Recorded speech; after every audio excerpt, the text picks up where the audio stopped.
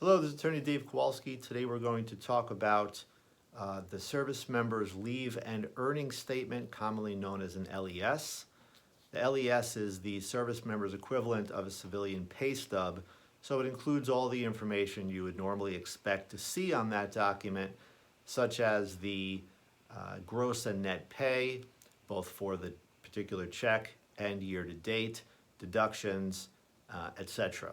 But there are some specific items related solely to the military that are really important for someone to understand on this LES. So one of the items that you want to understand right off the bat is whether there are any allotments taken out of the service member's pay. This is something specific to the military that is in essence a voluntary or involuntary garnishment that allows the service member to make payments directly for support of a spouse or child or for debt payment. So that will reduce the net pay of the service member, and it's important to understand what those are. Some other items of information that are available on the LES are the service member's branch of service, the date of entry to service, which can be extremely important for determining benefits issues, including the retired pay.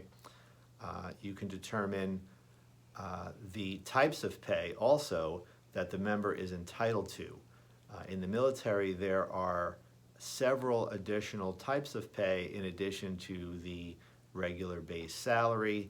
Those include a housing allowance, a subsistence allowance, combat pay.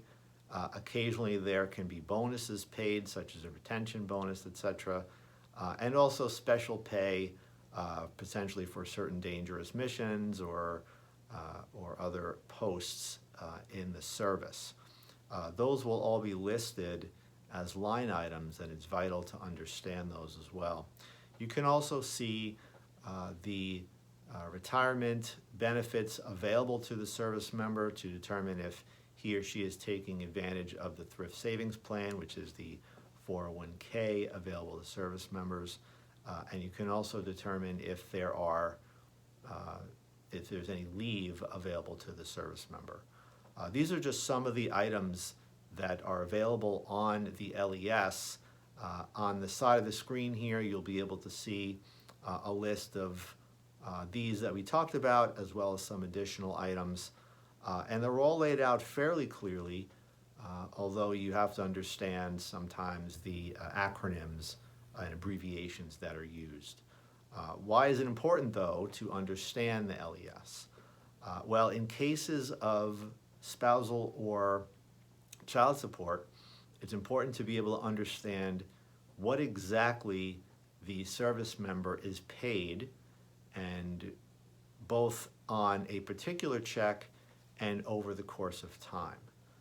So in case there's some bonuses, like maybe a one-time bonus, or in case there's some special pay that occurs on only a part-time basis, you want to be able to potentially smooth that out over the course of time to understand at least an average of the service member's pay to arrive at an appropriate amount of support.